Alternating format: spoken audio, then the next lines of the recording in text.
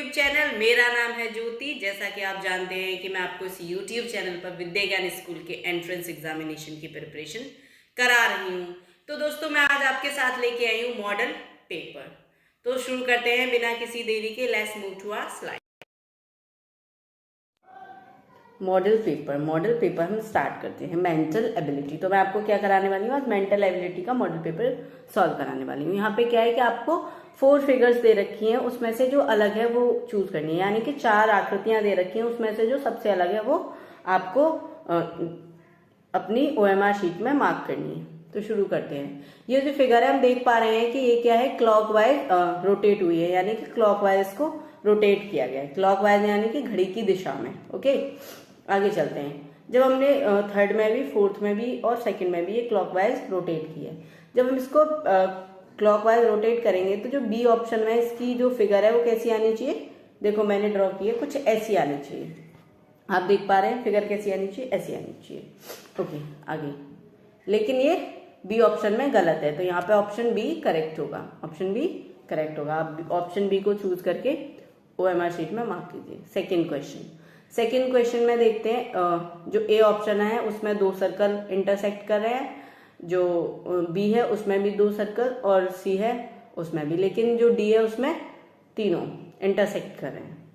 Okay, तो इसमें जो सबसे डिफरेंट होगा वो कौन सा होने वाला है? सबसे डिफरेंट होगा इसमें डी ऑप्शन। तो हम डी ऑप्शन को यहाँ पे चूज करेंगे। इन्होंने बोला है कि अलग है जो, वो आपको मार्क करना है। थर्ड क्वेश्चन में RUN और UNR and NKU and RNU, यानी कि यहाँ पे 3 लेटर्स हैं, RUN, RN एंड U, लेकिन C में K है, तो ये C जो है वो अलग हो जाएगा। फोर्थ क्वेश्चन में चलते हैं।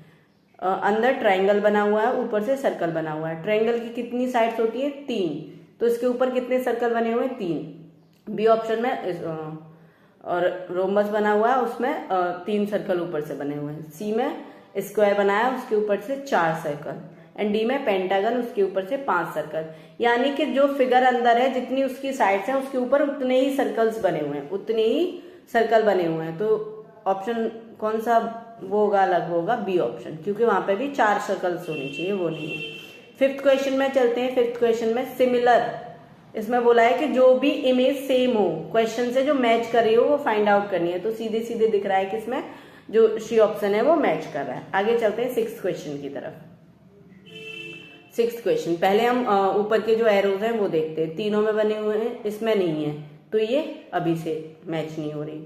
अब चलते हैं, ये जो, हाँ यहाँ पे सर्कल्स नहीं है, ये भी नहीं है। क्या देख पा रहे हो आप? हाँ, ये भी डिफरेंट है क्योंकि यहाँ पे ये मिसिंग है। आगे चलते हैं, ये करेक्ट फिगर है। नेक्स्ट क्वेश्चन है हमारा 7 क्वेश्चन में देखते हैं कि फिगर ये जो है कौन से में मैच करी। आप देख पा रहे हैं कि ये बाहर की साइड एरोज हैं, लेकिन इसमें ये जो एरो है वो अंदर की साइड है, तो ये नहीं होगा। इसमें भी ये वाला जो एरो है वो अंदर की साइड है, ये भी नहीं होगा। अब इसमें 2 एरो अंदर की साइड है, लेकिन सारे एरोज किधर होने चाहिए? बाहर की साइड होने चाहिए, तो डी ऑप्शन करेक्ट है। आगे चलते हैं 8th क्वेश्चन की तरफ। आगे चलते हैं 8th क्वेश्चन की तरफ। आप देख पा रहे हैं कि सिमिलर इमेज देखनी है। तो फर्स्ट में देखेंगे कि जो एरो के एंड में सर्कल है, ये नहीं होगा। सेकंड में मैच कर सकते हैं, सेकंड पूरी तरह से मैच हो रहा है। आगे चलते हैं। यहाँ पे क्या करना है कि फिगर्स को कंप्लीट करना है विदाउट चेंजिंग दियर डायरेक्शन। डायरेक्शन को चेंज किए बिना इनकी फिगर्स को कंप्लीट करना है। तो आप देख पा रहे होंगे, ठीक है। तो ये जब हम इसको कंप्लीट करेंगे तो ये बन जाएगा ऐसे, ठीक है। ये ऐसे कंप्लीट हो रहा है। तो क्या ऑप्शन ए होगा? नहीं। ऑप्शन बी भी नहीं होगा, ऑप्शन सी नहीं, ऑप्शन डी इसमें करेक्ट है, क्योंकि पहले शेडेड रीजन होना चाहिए, फिर कलर्ड। आगे चलते हैं। इसमें देख पा रहे हैं आप, या ये होगा नहीं, ये भी नहीं होगा, सी हो सकता है। देखते हैं, dark region, C is correct option. आगे चलते हैं 11th क्वेश्चन की तरफ। 11th क्वेश्चन की तरफ चलते हैं। इसमें जो फिगर है उसको कंप्लीट करने के लिए हमें कैसी फिगर चाहिए? कैसी फिगर होनी चाहिए? फिगर कुछ इस टाइप की दिखनी चाहिए। मैं यहाँ पे ड्रॉ कर देती हूँ, कुछ इस टाइप की दिखनी चाहिए। तो इस टाइप की फिगर आपको कौन से में दिख रही है? डी ऑप्शन में, तो डी करेक्ट ऑप्शन है। ओके, आगे चलते हैं 12th क्वेश्चन की तरफ। 12th क्वेश्चन को जब हम ड्रॉ करेंगे देखेंगे तो फिगर कैसे दिख रही है, कैसे बनेगी फिगर, कुछ इस तरह से मैंने ड्रॉ कर दिया।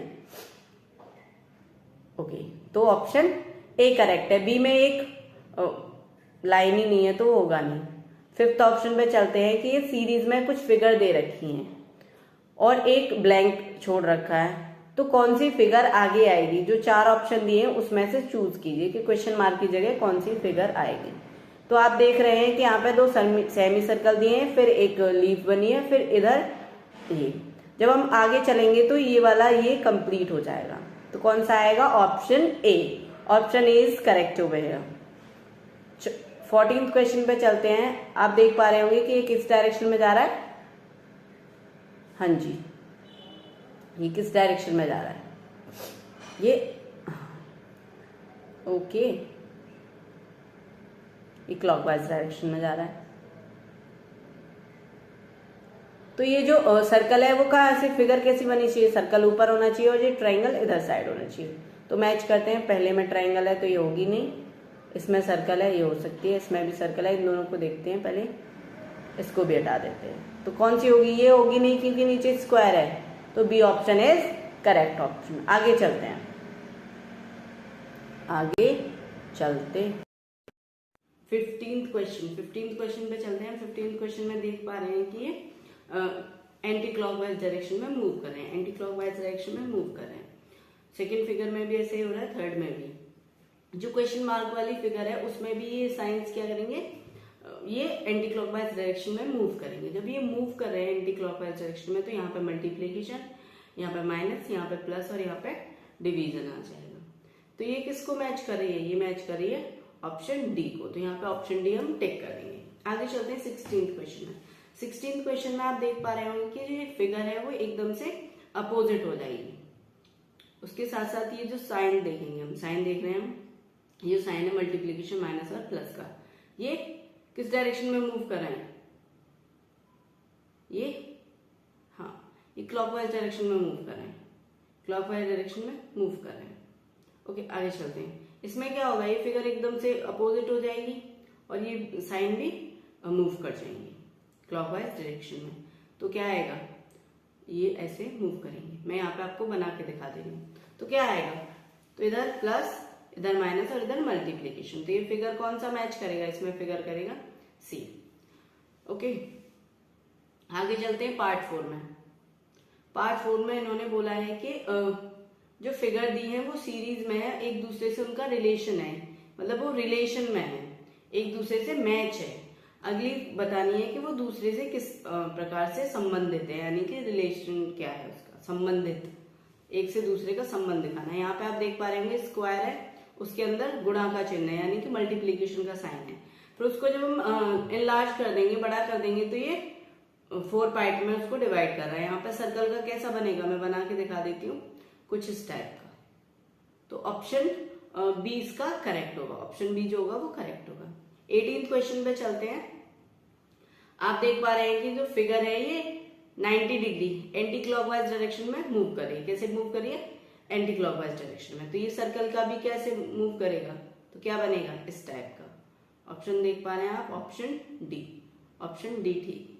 आगे चलते हैं 19th क्वेश्चन की तरफ। आगे चलते हैं 19th क्वेश्चन में आप देख पा रहे हैं कि जो फर्स्ट फिगर है उसको एकदम से अपोजिट कर दिया गया है, एकदम से घुमा दिया गया है उसके अपोजिट डायरेक्शन में। तो इसका क्या बनेगा, मैं यहाँ पे ये फिगर बना देती हूँ, आप देख पा रहे हैं। तो ये ऑप्शन कौन सा करेक्ट होगा, ऑप्शन डी करेक्ट होगा। आगे चलते हैं 20th क्वेश्चन की तरफ। 20th क्वेश्चन में आप देख पा रहे होंगे सर्कल है, फिर स्क्वायर है, फिर ट्राइंगल है, ट्राइंगल इन्वर्टेड है। तो हम देखेंगे उसका रिलेशन किससे है कि ट्राइंगल है, फिर स्क्वायर है, फिर सर्कल है, यानी कि जो सबसे अंदर था वो सबसे बाहर है और सबसे बाहर था सबसे अंदर है। तो नई फिगर कैसे बनेगी, इसके सबसे अंदर क्या है, सर्कल, उसके बाहर रेक्टेंगल, उसके अंदर ट्राइंगल। ओके, आगे चलते हैं, आगे चलते हैं। सी ऑप्शन करेक्ट है इसका, सी ऑप्शन करेक्ट है। पार्ट 6 में चलते हैं। Okay, in this question one part of the geometrical figure is given, यानी कि इसमें ज्योमेट्रिकल फिगर का एक पार्ट दिया है, आपको उसको कंप्लीट करना है। वो सर्कल हो सकता है, कुछ भी हो सकता है। तो आप इस फिगर को कंप्लीट करेंगे, मैं यहाँ पे ड्रॉ करके दिखा देती हूँ। तो ये फिगर कुछ ऐसी दिखेगी, ए होगा नहीं, सी होगा नहीं, तो डी होगा नहीं, तो क्या होगा इसका? ऑप्शन बी करेक्ट है। हम देख पा रहे हैं कि ये ऑप्शन बी करेक्ट होगा। ओके, आगे चलते हैं। क्वेश्चन 22 में भी क्या करना है आपको? फिगर को कंप्लीट करना है। आपको फिगर को क्या करना है? फिगर को कंप्लीट करना है। तो देखते हैं यहाँ से, मैं इसको ड्रॉ कर देती हूँ। तो जब हम इसको कंप्लीट करेंगे तो चेक करते हैं, ऑप्शन बी होगा नहीं, सी होगा नहीं, डी, ए हो सकता है। तो यहाँ पे जो नहीं होंगे वो हमें कौन सा करना है? ए, ऑप्शन ए जो कि करेक्ट है। इस फिगर को हम कंप्लीट करके देखते हैं। 23, फिगर 23। जब हम फिगर 23 को कुछ इस तरह से कंप्लीट करेंगे तो आप देख पा रहे हैं कि कौन सी फिगर बनेगी? ऑप्शन, कौन सा ऑप्शन करेक्ट होगा इसमें से? Option B. डी तो बिल्कुल होगा ही नहीं, सी भी नहीं होगा, ए हो नहीं सकता, तो डी। तो चलते हैं 24th क्वेश्चन पे। क्वेश्चन नंबर 24, मैं इसको ड्रॉ करती हूँ। मैं यहाँ पे उसे ड्रॉ कर रही हूँ तो ये स्ट्रेट ड्रॉ नहीं हुआ, मैं इसको रफ करके दोबारा बनाती हूँ। तो आप देख पा रहे होंगे कि ऑप्शन ए, बी होगा नहीं क्योंकि डायरेक्शन नहीं है, सी होगा नहीं, डी भी नहीं होगा, तो इसका ऑप्शन ए होगा। आगे चलते हैं पार्ट 7 में। पार्ट 7 में क्या है कि मिरर इमेज दे रखी है। मिरर इमेज, मिरर इमेज में क्या होता है कि लेफ्ट की पोजीशन राइट पे हो जाती है, राइट की लेफ्ट पे, और जो अपर और बॉटम चेंज नहीं होता, यानी कि दायां बायां हो जाता है और बायां दायां हो जाता है। तो मैं इसको इमेज को ड्रॉ करके दिखाती हूँ। तो ये कुछ इस तरह से बन के आएगी। तो अब देखते हैं ऑप्शन कौन सा होगा इसमें। ऑप्शन बी नो, क्योंकि ऊपर का और नीचे का सेम रहता है। Option A is correct. Next move to 26 question. मैंने पहले बताया कि मिरर इमेज में राइट और लेफ्ट चेंज होता है, क्योंकि उन्होंने राइट लेफ्ट में मिरर लगा रखा है, अप डाउन में नहीं लगा रखा। तो राइट और लेफ्ट चेंज होगा यहाँ पे, और अपर और बॉटम सेम रहेगा। हम देख पा रहे हैं इसको। तो ये जो इमेज है कौन सी होगी? Option C. Option C is correct. आगे चलते हैं क्वेश्चन नंबर 27, फिगर 27 को देखते हैं। क्या आप देख पा रहे हैं फिगर 27? मैं इसको यहां पे ड्रॉ करके दिखा देती हूं आपको। जितनी ज्यादा आप प्रैक्टिस करेंगे उतनी ही क्वेश्चन आप करेक्ट करके आएंगे।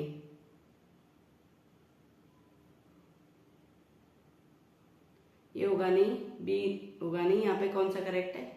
सी ऑप्शन इज करेक्ट। आगे चलते हैं, मैं इसको आपको ड्रॉ करके दिखा देती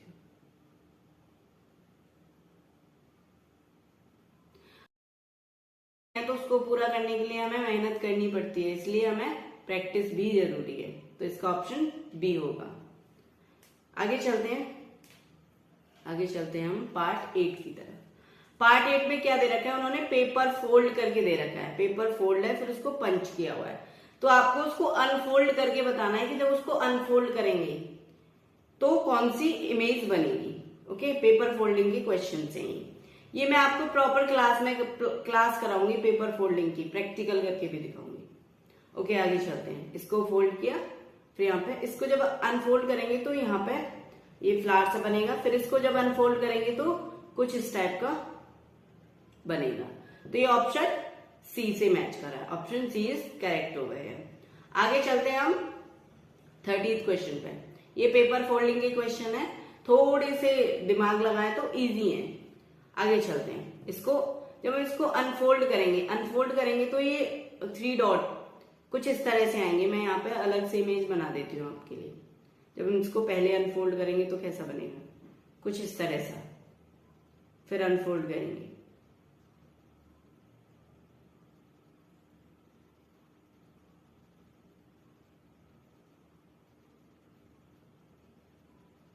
option C is correct. Option C is correct. आगे चलते हैं क्वेश्चन नंबर 31। आप देख पा रहे हैं, इसको फोल्ड किया, फिर से फोल्ड किया। जब इसको अनफोल्ड करेंगे तो यहाँ पे कुछ ऐसी इमेज बनेगी। देखो मैं यहाँ पे बना देती हूँ, कुछ ऐसी बनेगी यहाँ से, और ये कुछ ऐसी दिखेगी। तो ये कौन किससे मैच कर रही है? ऑप्शन ए से मैच कर रही है। आगे चलते हैं 32 क्वेश्चन की तरफ। पेपर फोल्डिंग का क्वेश्चन है, बहुत इजी क्वेश्चन होते हैं ये, थोड़ी सी प्रैक्टिस के साथ ये अच्छे से हो जाते हैं। जब इसको हम अनफोल्ड करेंगे तो कुछ ऐसी इमेज बनेगी। ये इधर जाएगा तो कुछ ऐसे बनेगा, हाँ जी, फिर ये और यहाँ पे paper folding. Option C is correct over here. आगे चलते हैं नेक्स्ट पार्ट की तरफ। पार्ट है हमारा पार्ट 9। इसमें क्या है, कुछ फिगर दे रखी है और उन फिगर से कौन सी फिगर बनेगी उनका यूज करके। ठीक है, चलते हैं 33 क्वेश्चन की तरफ। आप देख पा रहे हैं ये जो फिगर दे रखी है, इससे कौन सी फिगर बन सकती है? ए बन सकती है, बी बन सकती है, सी या डी। तो हमें क्लियरली दिख रहा है कि सी डी तो बनना मुश्किल है, तो कौन सी बन सकती है? ए बन सकती है।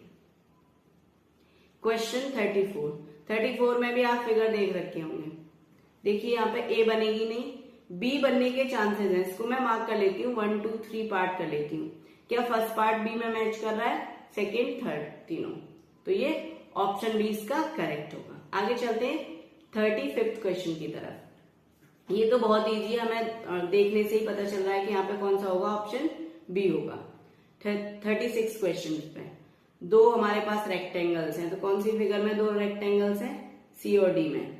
लेकिन डी ऑप्शन होगा नहीं क्योंकि वो पूरी तरह से एन सा बना हुआ है, वो नहीं होगा। आगे चलते हैं पार्ट 10 की तरफ। इसमें क्या है कि जो फिगर दे रखी है क्वेश्चन में वो आंसर में मिसिंग है, यानी कि सॉरी मिसिंग नहीं, हिडन है, छुपी हुई है। आपको बताना है कि वो फिगर है वो कौन सी आंसर में हिडन है। चलो स्टार्ट करते हैं 37 क्वेश्चन से। तो आप फिगर देख पा रहे होंगे, तो देखते हैं ये कौन से क्वेश्चन में कौन से आंसर में हिडन है। ऑप्शन बी में है, ये हमें क्लियरली दिख रही है। 38 पे चलते हैं। 38 किस में होगी? ए में, नॉट अवेलेबल। Option D. कौन सा करेक्ट होगा इसमें? Option D. 39 क्वेश्चन की तरफ चलते हैं। एफ टाइप का कुछ बना हुआ है, तो यहाँ पे कौन सा करेक्ट होगा? ऑप्शन डी करेक्ट होगा। ऑप्शन सी क्यों नहीं करेक्ट होगा? क्योंकि वो बीच में से एक और वो बना हुआ है। 40 में कौन सा करेक्ट होगा? 40 पे चलते हैं, तो 40 में ऑप्शन बी करेक्ट होगा। और किसी में ये शेप नहीं दिख रही हमें, कहीं हिडन नहीं है, ये सिर्फ ऑप्शन बी में है, तो ऑप्शन बी यहाँ पे करेक्ट होगा। ऑप्शन बी करेक्ट होगा। ठीक है, अब आगे चलते हैं हम मैथ्स की तरफ। आगे चलते हैं अर्थमेटिक टेस्ट। ओके, तो शुरू करते हैं arithmetic.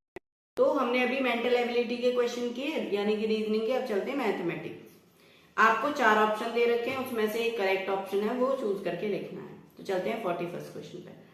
What sum will be amount to 660? मतलब कौन सा जो प्रिंसिपल होगा वो मिश्र धन बन के इतना हो जाएगा 4 साल में और 8% की दर पर।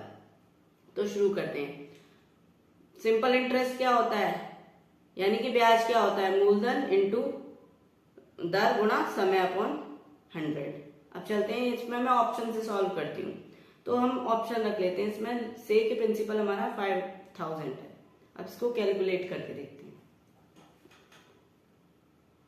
आप देख पा रहे हैं मैं यहाँ 0 से 0 काटूंगी और 54 200 होते हैं, यानी कि 50 चौके 200, 200 अट्ठे 1600, और 5000 में जब मैं 1600 ऐड करूंगी तो कितने हो जाएंगे? 6600। तो हम इसको हमें ज्यादातर ऐसे क्वेश्चन ऑप्शन से ही सॉल्व करने हैं, हमें वहां पे अपनी ज्यादा स्किल्स नहीं दिखानी, क्योंकि हमारे पास टाइम लिमिटेड होता है। अब चलते हैं simplification of the following gives. जो नीचे दिया गया है उसको सिंप्लीफाई करना है। पहले हम सबसे पहले क्या करेंगे कि ये जो है इसको विषम भिन्न में बदल लेंगे, यानी कि इम्प्रॉपर फ्रैक्शन में कन्वर्ट कर लेंगे। तो कितना हो जाएगा? 31/2 minus 12/5 into 5/8 plus 7 divided by 7/4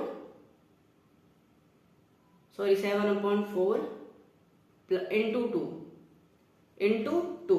आगे चलते हैं। जब हम इसको सॉल्व करेंगे तो कैसे करेंगे? पहले हम क्या सॉल्व करते हैं ऐसे क्वेश्चन में, सबसे पहले हम स्मॉल ब्रैकेट सॉल्व करते हैं। तो इसमें जो स्मॉल ब्रैकेट होता है उसमें चलते हैं। तो क्या होगा यहाँ पे, जब ये 7 इंटू 3/7 हो जाएगा, यानी कि रेसिप्रोकल हो जाएगा, व्युत्क्रमानुपाती हो जाएगा। तो ये 7 बन जा 7, यहाँ पर 4 था, 7 बन जा 7, और मैं चाहूं तो मैं यहाँ पे भी इसको कैलकुलेट कर लेती हूँ। 5 से 5 कट जाएगा यहाँ पे, 4 2 जा 8 एंड 4 3 जा 12। इसको इजीली सॉल्व कर लेते हैं, हमें बहुत ज्यादा बड़ी कैलकुलेशन नहीं करने की जरूरत। तो ये हो जाएगा 3/2 प्लस 4 इंटू 2। तो मैं इसको ऐड कर लूंगी, क्योंकि सबसे पहले हमें ब्रैकेट सॉल्व करने होते हैं। ये बात हमें ध्यान में रखनी है कि हमें बोर्ड मास यूज करना होता है। Bracket of division, multiplication, addition and then subtraction.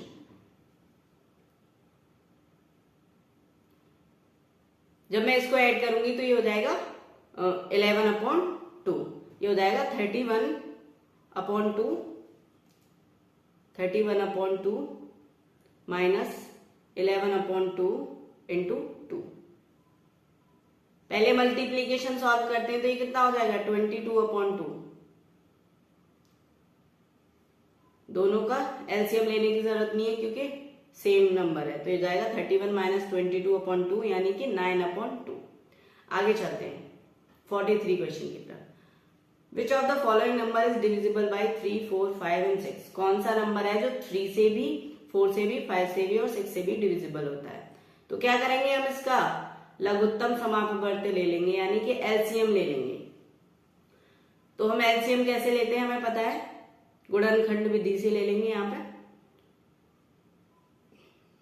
तो देखिए ये मैंने यहाँ पे एलसीएम ले लिया, कितना आएगा इसका एलसीएम, कितना आएगा 2 इंटू 2 इंटू 3 इंटू 5, 2 गुणे 2 गुणे 3 गुणे 5, यानी कि 2 दूनी 4 3 12 पंजे 60, 2 2 जा 4 3 जा 12 5 जा 60।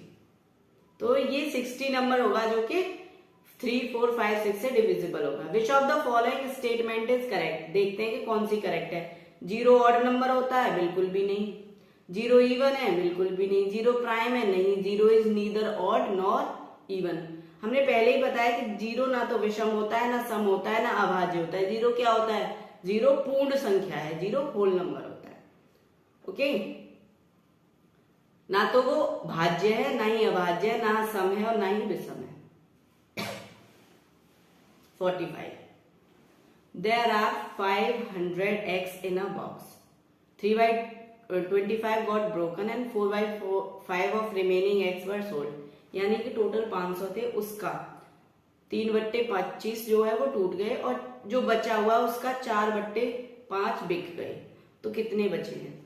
तो हम क्या करेंगे, टूट गए कितने, कितने टूटे 500 इंटू 3/25, 25 दूनी 50, ये 20 टाइम कटेगा एंड 3 2 जा 60, सॉरी 23 जा 60। तो कितने टूट गए? 60 टूट गए। कितने बचे जो हमारे पास सेव बचे हुए हैं? तो 440। अब 440 का कितना उन्होंने बेचे हैं? 4/5। सोल्ड कितने हैं? 4/5 ऑफ 440। 440 का 4/5 बचा हुआ है। तो हम इसको कैलकुलेट करेंगे। 5 8 जा 40, 5 8 जा 40, 88, 8 4 जा 32, कैरी का 3, 8 4 जा 32 एंड 3 352। तो कितना बचा? कितने लेफ्ट हैं? तो 440 में से कितने बिक गए? 352 बिक गए। तो यहाँ पे क्या बचे? 8, और यहाँ पे भी तेरे में से 5 गए 8 8 8 8, अरे 8, तेरे में से 5 गए, यहाँ पे 8 बचे, यानी कि 88 एक्स बचे। तो ऑप्शन बी इसका करेक्ट है, option B.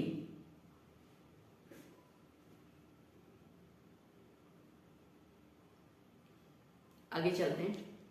If a man travels at a speed of 30 kilometre per hour, he reaches his destination 10 minutes late. If he travels at the speed of 42 kilometre, he reaches his destination 10 minute early. यहाँ पे overlap हो गया है, यानी कि कोई आदमी 30 kilometre प्रति घंटा की स्पीड से जाता है तो 10 मिनट लेट हो जाता है, और वहीं पे अगर वो 42 किलोमीटर प्रति घंटा की स्पीड से जाता है तो वो लेट पहुंचता है, और 42 से जाता है तो वो जल्दी पहुंच जाता है। तो दूरी क्या होती है? दूरी क्या होती है? समय गुणा चाल। तो अगर वो 30 घंटा प्रति किलोमीटर की स्पीड से जा रहा है तो वो 10 मिनट लेट पहुंचेगा, तो कितना टाइम ले रहा है? हमने टी टाइम माना था, टी के साथ वो 10 मिनट और ले रहा है। या और अगर वो 42 घंटा प्रति मिनट की 42 किलोमीटर प्रति घंटा की स्पीड से जाता है तो वो 10 मिनट कम ले रहा है, लेकिन डिस्टेंस क्या है? बराबर है। तो दूरी को हम क्या करेंगे? यहाँ पे बराबर रख दिया मैंने। आप देख पा रहे हैं कि यहाँ पे दूरी को क्या रख दिया मैंने? बराबर रख दिया। अब जब मैं क्या करूंगी कि इनको सिंप्लीफाई कर लूंगी, 30 को और 42 को।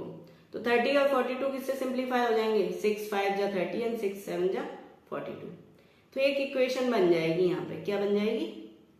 5 इंटू टी प्लस 10 और 7 इंटू टी माइनस 10। ये हो जाएगा 5t प्लस 50। यहाँ हो जाएगा 7t माइनस 70। अब इसको हम सिंप्लीफाई कर लेंगे। इनको क्या करेंगे? ट्रांसफॉर्मिंग मेथड से ट्रांसफर करेंगे। मैं 70 को इधर ले आऊंगी तो उसका साइन चेंज हो जाएगा। क्या हो जाएगा? प्लस 50 प्लस 70, और उधर जब 5t जाएगा तो वो माइनस में हो जाएगा। तो ये हो जाएगा 120 इक्वल्स टू 2t। तो यहाँ पे t की वैल्यू क्या हो जाएगी? 120 डिवाइडेड बाय 2। 120 डिवाइडेड बाय 2 कितना आएगा? टाइम कितना आएगा यहाँ पे? 60 मिनट। जो मैंने टी लिया था वो कितना आया यहाँ पे? 60 मिनट आया। ओके, अब मैं स्पीड, किसी भी स्पीड को लेके मैं डिस्टेंस निकाल सकती हूँ। डिस्टेंस क्या होता है? डिस्टेंस क्या होता है? Speed into time. अब मैं ले रही हूँ कि वो 30 किलोमीटर प्रति घंटा की स्पीड से आ रहा है तो वो कितने टाइम में जाएगा? 60 मिनट, और 10 मिनट तो वह एक्स्ट्रा ले रहा था। जब मैं इसको आर में निकालूंगी तो नीचे मिनट से डिवाइड कर दूंगी। तो इसको डिवाइड कर लेते हैं। 30 को 60 से डिवाइड करेंगे तो हो जाएगा 2 टाइम्स। ऊपर कितना हो जाएगा? 70 अपॉन 2 कितना होता है? 35। तो ये कितना आएगा? 35 किलोमीटर। तो कितना डिस्टेंस है टोटल? 35 किलोमीटर।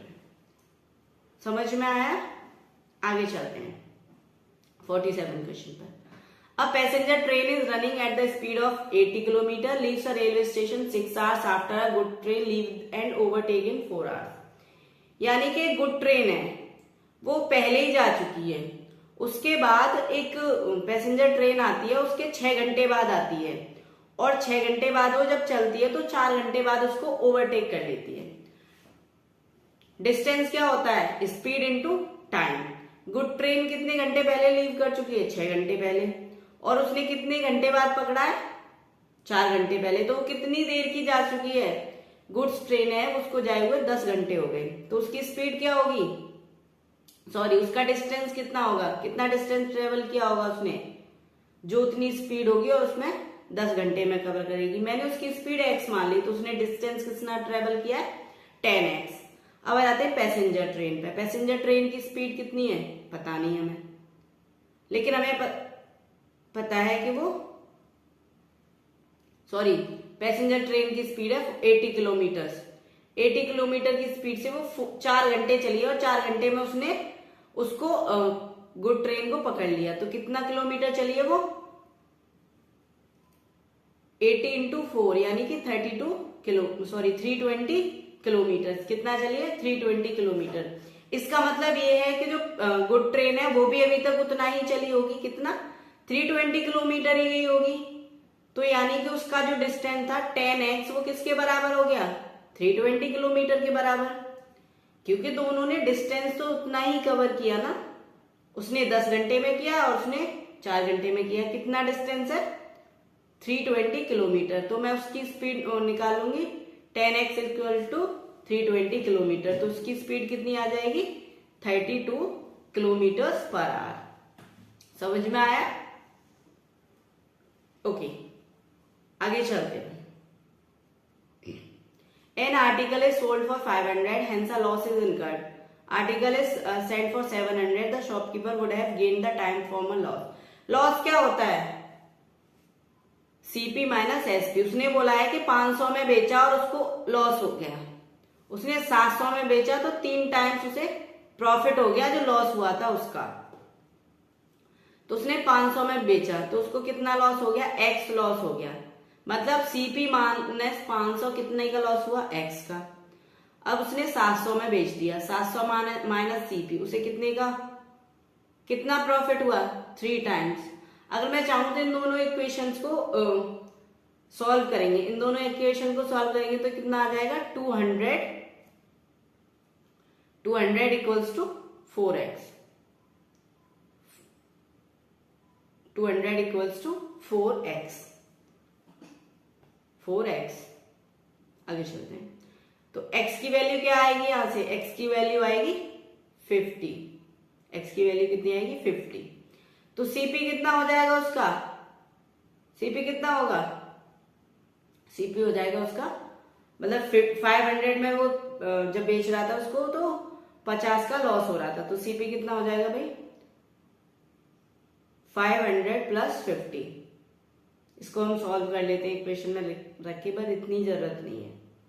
इसको मैं एक और तरीके से बताऊंगी, आपको शायद ये तरीका बहुत ज्यादा हार्ड लगा हो.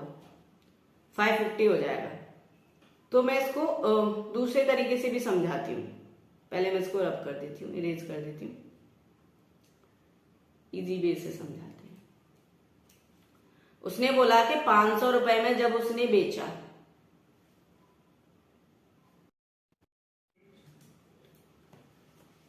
तो इसको मैं दूसरे तरीके से आपको करना सिखा देती हूँ. ठीक है, शुरू करते हैं. एक्स क्या है? लॉस हुआ. मान लो एक्स लॉस हुआ तो सीपी कितना था? सीपी हो जाएगा 500 में बेची थी और जो लॉस हुआ 500 प्लस एक्स. जब उसने 700 में बेची तो उसको 3 गुना प्रॉफिट हुआ. मान लो 3x.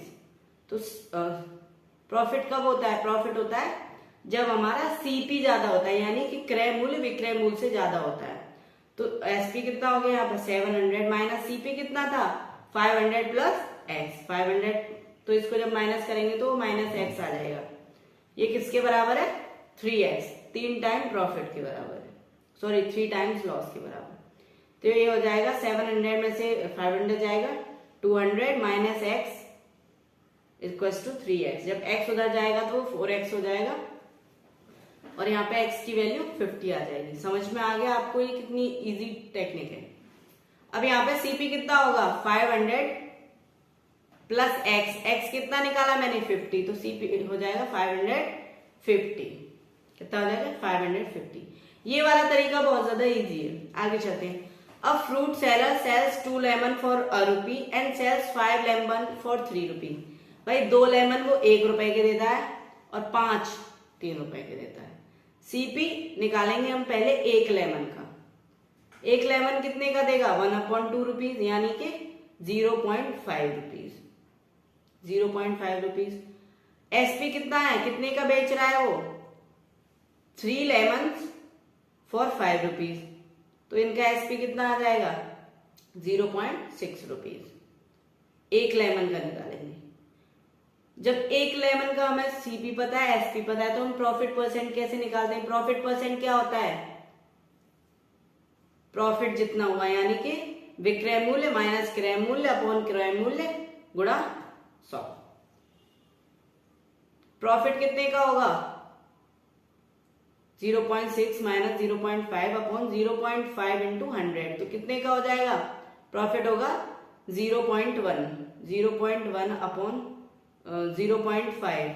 0.5. जब 1 प्लेस के बाद पॉइंट है तो पॉइंट से पॉइंट हट जाएगा, ये नीचे 5 रह जाएगा. जब 5 से 100 को डिवाइड करेंगे तो 20 आ जाएगा. तो कितने का हुआ प्रॉफिट? 20% का.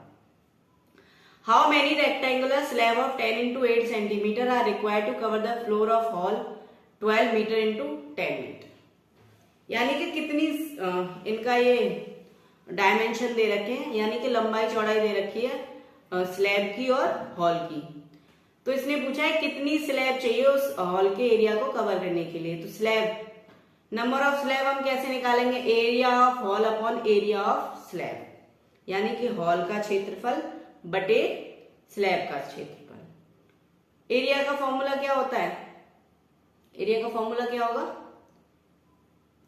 L इंटू बी, यानी कि लेंथ इंटू ब्रेथ। हम देख रहे हैं कि जो हमारा हॉल है उसका जो डायमेंशन है वो मीटर में दे रखे हैं, लेकिन स्लैब के सेंटीमीटर में दे रखे हैं, तो हम इनके डायमेंशन को भी सेंटीमीटर में चेंज कर लेंगे। 1 मीटर में कितने सेंटीमीटर होते हैं, 100, तो 12 मीटर में कितने हो जाएंगे, 1200, एंड 10 मीटर में 1000।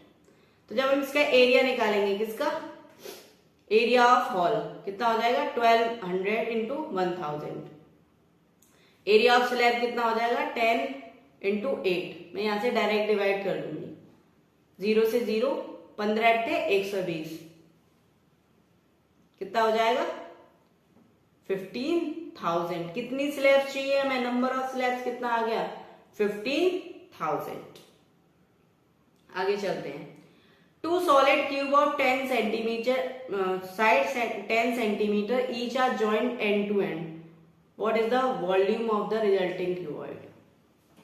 यानी कि 2 क्यूब्स थे, 10 सेंटीमीटर उनकी डायमेंशंस हैं, और फिर उनको एक साथ ज्वाइन कर दिया। मैं यहाँ पे फिगर बना के दिखा देती हूँ। फिगर थोड़ी अच्छी नहीं बन रही है, कोई बात नहीं, कोऑपरेट करना है इसके साथ। जब मैंने 2 क्यूब को एंड टू एंड ज्वाइन किया तो मैं देख पा रही हूँ यहाँ पे इसकी लेंथ क्या हो गई, अब डबल हो गई। एल कितनी हो गई, डबल हो गई। 10 + 10 कितनी हो गई, 10 सेंटीमीटर + 10 सेंटीमीटर, यानी कि 20 सेंटीमीटर। इसकी हाइट कितनी है, वही है सेम। हाइट कितनी है, 10 सेंटीमीटर। हाइट कितनी है, 10 सेंटीमीटर। ब्रेथ कितनी है, 10 सेंटीमीटर। वॉल्यूम ऑफ क्यूबॉइड क्या होता है, height, length into breadth into height, यानी कि लंबाई गुणा चौड़ाई गुणा ऊंचाई, लंबाई गुणा चौड़ाई गुणा ऊंचाई। तो इसकी लंबाई कितनी है, 20 सेंटीमीटर, चौड़ाई 10 सेंटीमीटर, और हाइट भी 10 सेंटीमीटर। तो ये तो बहुत इजी है, इसको मल्टीप्लाई करेंगे तो कितना हो जाएगा, 2000 सेंटीमीटर क्यूब, यानी कि 2000 cubic centimetre. Option B is correct, option B is correct.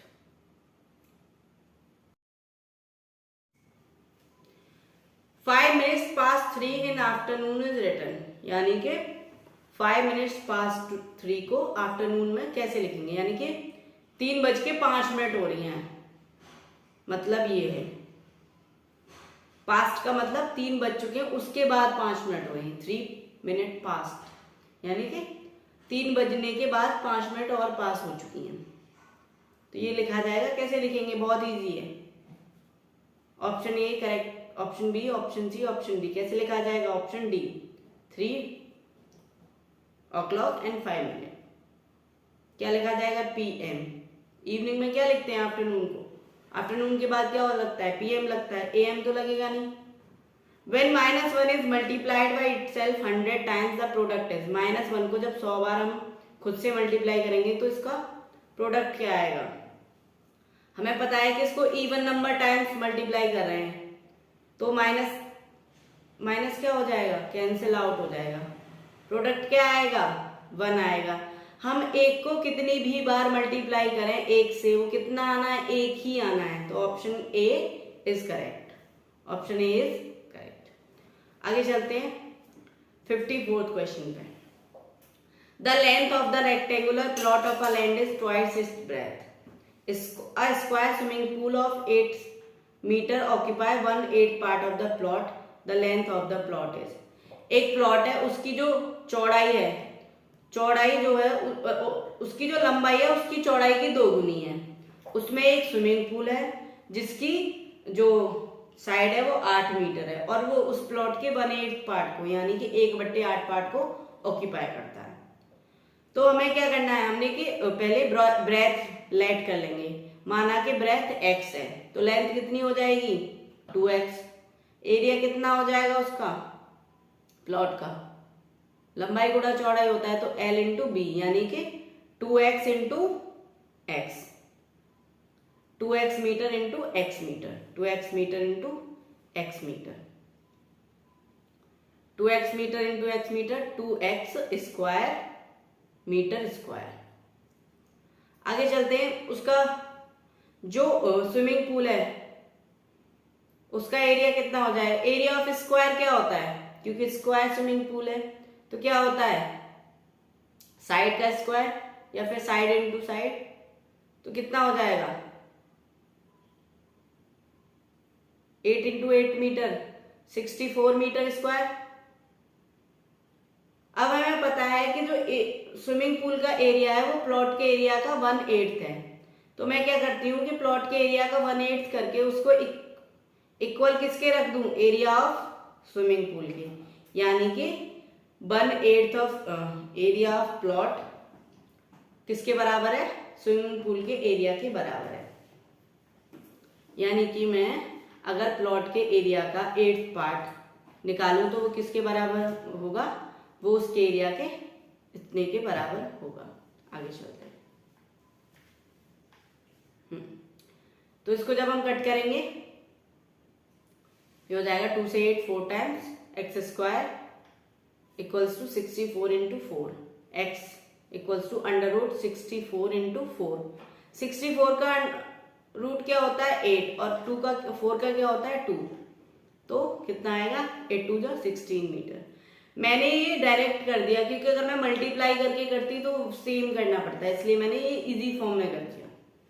Okay, तो ब्रेथ कितनी आई 16 मीटर और लेंथ क्या है 2 गुनी ब्रेथ की, तो लेंथ कितनी होगी 16 इंटू 2 यानी 32, यानी 16 दूनी 32 मीटर कितनी होगी, लेंथ पूछी है उसने तो लेंथ कितनी होगी 32 मीटर। ऑप्शन बी करेक्ट है। आगे चलते हैं,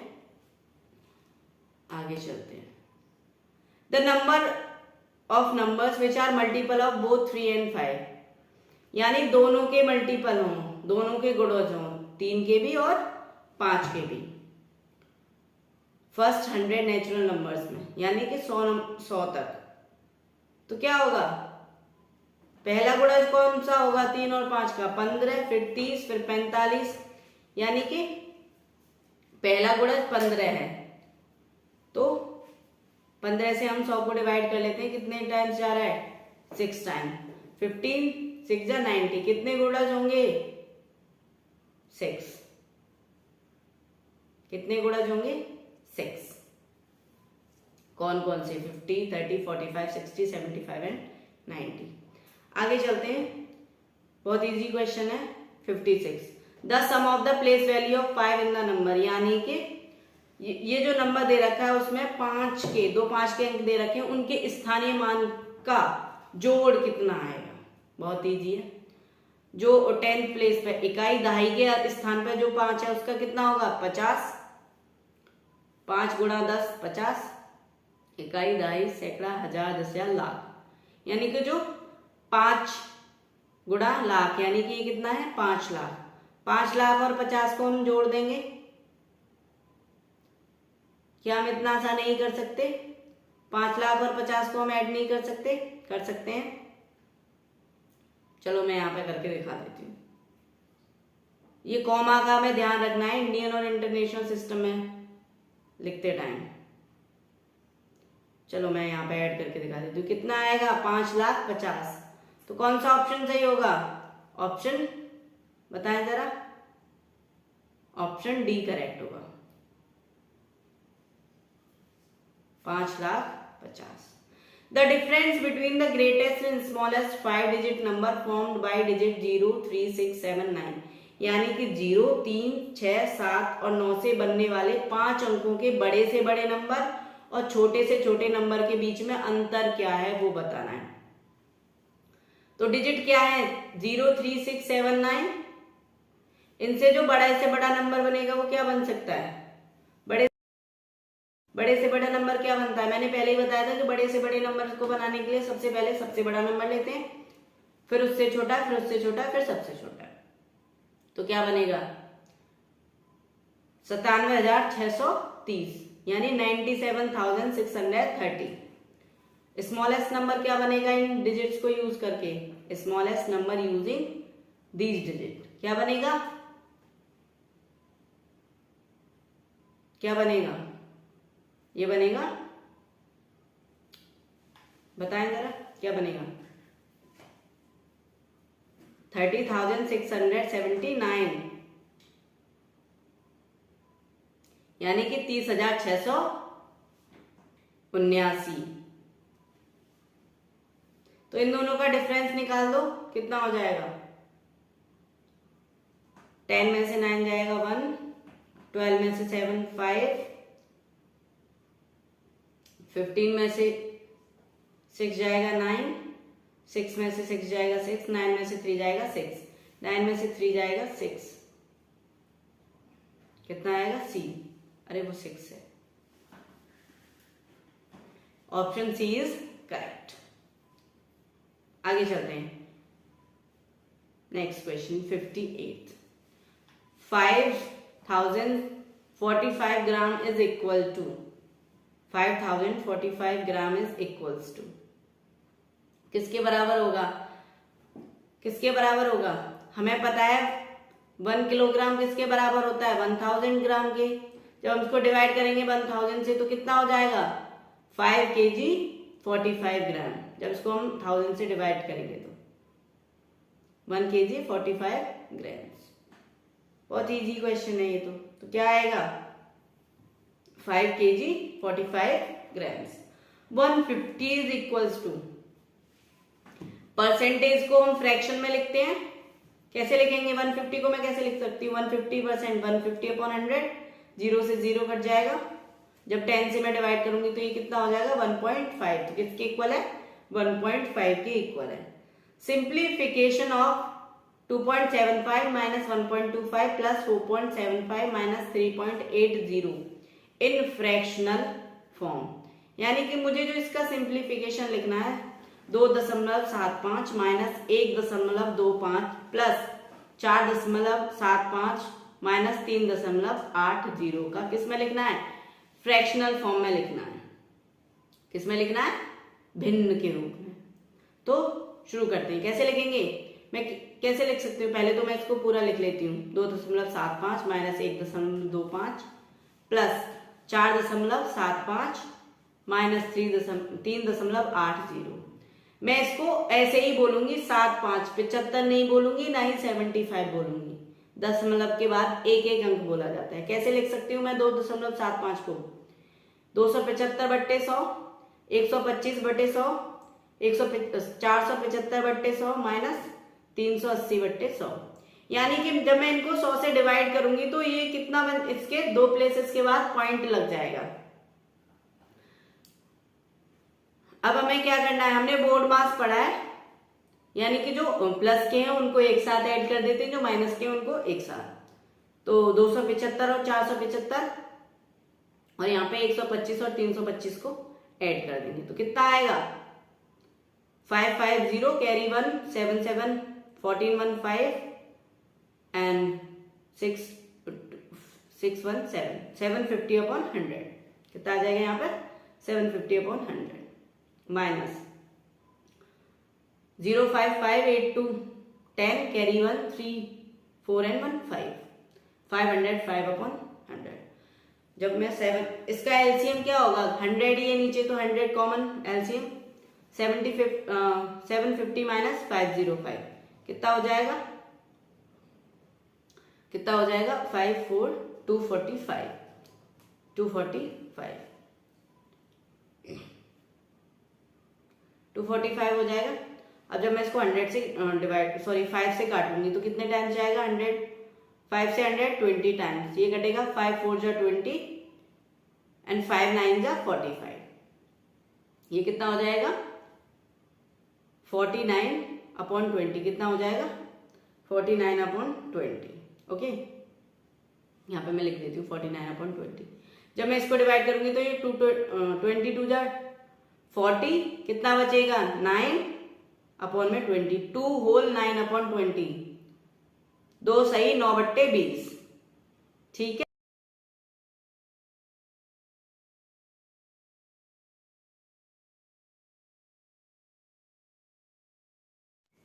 लैंग्वेज, तो हम यहाँ पे चलते हैं लैंग्वेज टेस्ट की तरफ। There are 4 passage in this section, यानी कि इस सेक्शन में 4 पैसेज हैं।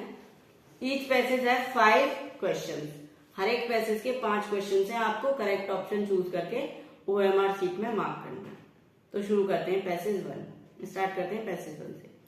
The neem tree is known as the village pharmacy. नीम ट्री को कैसे बोलते हैं? विलेज की फार्मेसी। फार्मेसी क्या होती है? जहां पे मेडिसिन मिलती है। We can say medical store, we can say it as a medical store. Village pharmacy due to the medicinal benefits of seed, bark and leaves. इसको हम विलेज फार्मेसी इसलिए बोलते हैं क्योंकि इसके सीड के, बार्क के और लीव्स के बहुत ज्यादा मेडिसिनल बेनिफिट्स हैं। It is called Arista in Sanskrit, which mean perfect, imperishable and complete। इसको संस्कृत में क्या बोलते हैं? अरिस्ता बोलते हैं, जिसका मतलब है कि एकदम परफेक्ट कोई चीज, और इम्पेरिशेबल मतलब लॉन्ग लास्टिंग, जो चीज जल्दी से खत्म नहीं होती, यानी कि जिसका इफेक्ट जल्दी से खत्म नहीं होता, और कंप्लीट हो। Neem oil plays an important role in the pest control. Neem oil होते हैं वो पेस्ट कंट्रोल में बहुत बड़ा रोल प्ले करते हैं, और इनको can also use as the replacement of mosquito repellent. इसको हम मॉस्किटो रिपेलेंट की जगह भी यूज कर सकते हैं। Neem seed cakes are use to treat chicken pox. Neem seed cake जो होते हैं वो चिकन पॉक्स जो डिजीज होती है उसको ट्रीट करने के यूज में आते हैं।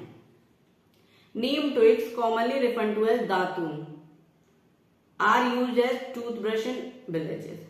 नीम की जो टहनियां होती हैं, जिनको हम क्या बोलते हैं? दातुन बोलते हैं, वो टूथब्रश की तरह विलेजेस में यूज की जाती हैं।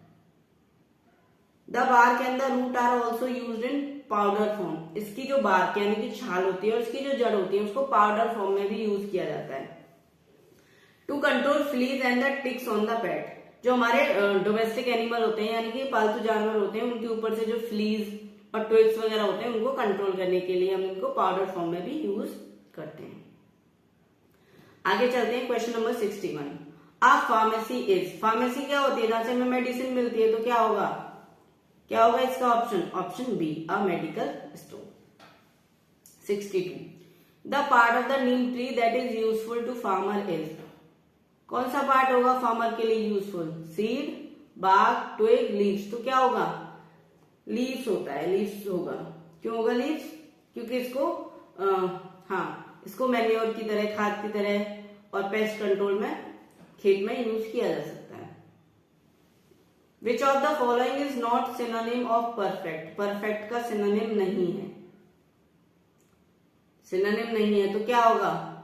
Faultless, flawless, seamless, blemished. तो ये फॉल्टलेस, फ्लॉलेस, सीमलेस तो परफेक्ट के सिनोनिम है, तो कौन सा नहीं होगा? ब्लेमिश्ड। तो आंसर होगा ब्लेमिश्ड। आगे चलते हैं 64। The word paste in the passage mean. Paste का मतलब क्या है? पेस्ट का मतलब क्या होगा? An insect that's destroy the crop, an angry person, dirty water, pollution. तो क्या होगा? इंसेक्ट जो क्रॉप को डिस्ट्रॉय करते हैं वही तो पेस्ट होते हैं। आगे चलते हैं 65। Neem dash are used at tooth brushes in villages. Neem roots, neem leaves, neem twigs and seed cakes. तो क्या आएगा? Neem twigs. Got it? Clear? पहला पैसेज क्लियर है आपको? अब चलते हैं सेकंड पैसेज की तरफ।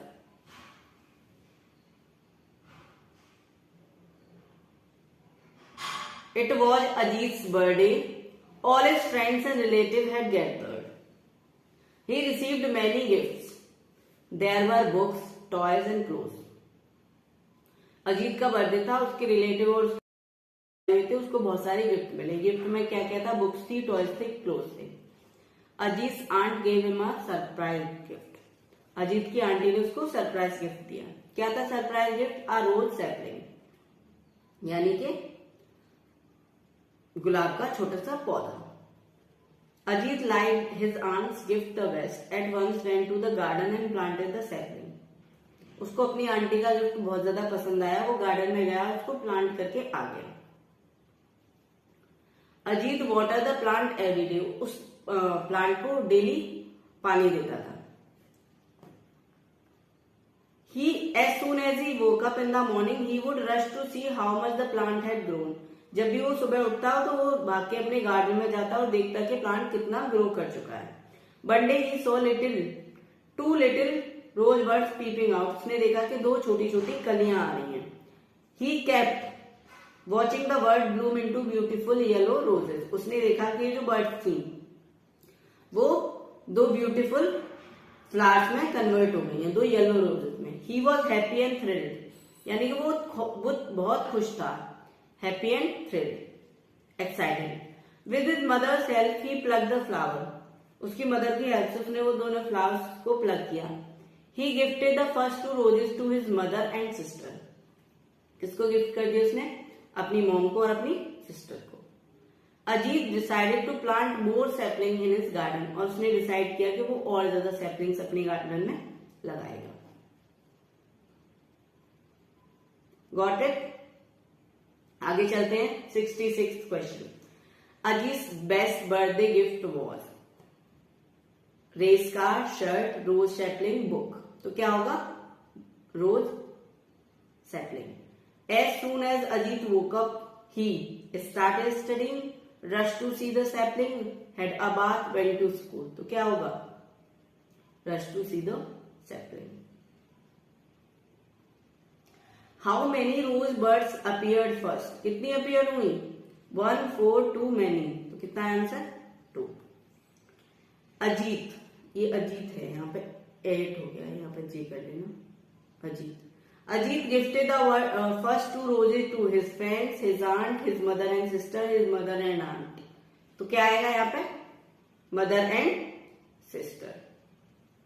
That word thrilled me. Thrilled का मतलब क्या होगा? Sad, afraid, excited और surprised. क्या होगा? Excited. आगे चलते हैं पैसेज 3 की तरफ. India is the land of pilgrims and pilgrimage.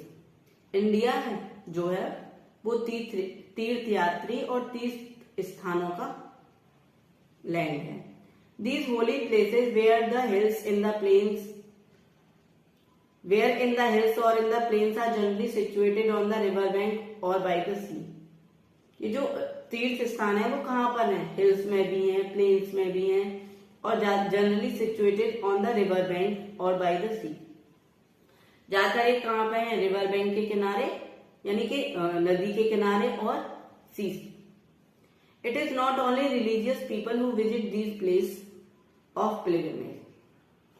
सिर्फ रिलीजियस पीपल ही नहीं है जो कि इन स्थानों पे विजिट करने जाते हैं, but also the traveller and sightseer from all over India and abroad. उसके साथ साथ ट्रेवलर्स और साइट सीयर जो कि इंडिया के साथ साथ अब्रॉड से भी आते हैं. Wherever 2 or more river meet, pilgrims come to bath and worship because that the place is supposed to be holy. जब भी कोई 2 नदियां मिलती हैं वहां पे जो तीर्थ यात्री क्या करने आते हैं? स्नान करने आते हैं, क्योंकि ये प्लेस कैसा कंसिडर किया जाता है? होली, यानी कि पवित्र.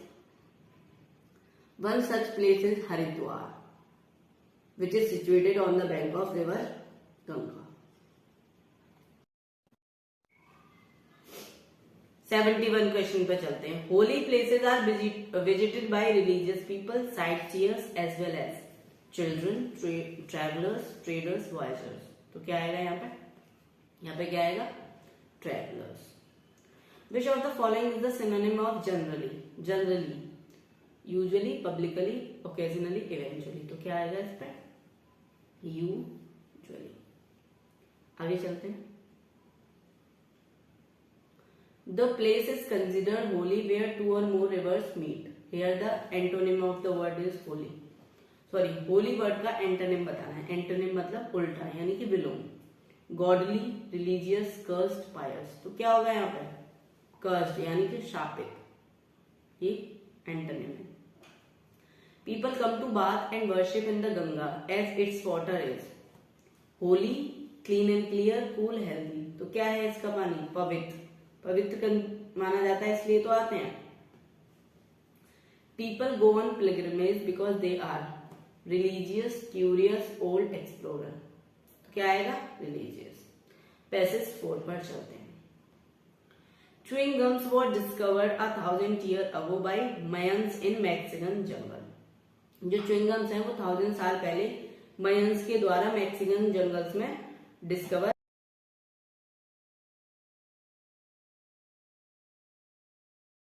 दे found a liquid leaking from sapodilla tree. उन्होंने देखा कि सेपोडिला ट्री से एक लिक्विड लीक आउट हो रहा है, ऊज आउट हो रहा है। As it oozed out, it thickened into something that they called chicle, which was chewable and tasty। जब वो ऊज आउट हो रहा था तो वो धीरे धीरे एक थिक सबस्टेंस में बदल गया, जिसको उन्होंने क्या बोला, चिकल। चिकल मतलब ऐसी चीज जिसको हम च्यू कर सकते हैं, चबा सकते हैं। टुडे वर्कर्स कॉल चिकल रोज स्टिल कलेक्ट चिकल। आज जो वर्कर जिनको हम चिकल रोज बोलते हैं वो आज भी चिकल कलेक्ट करते हैं। The chicle is boiled to remove water. उस चिकल को कलेक्ट करने के बाद बॉइल किया जाता है जिससे उसका वाटर निकाल दिया जाए। It is then made into slabs about 30 pound.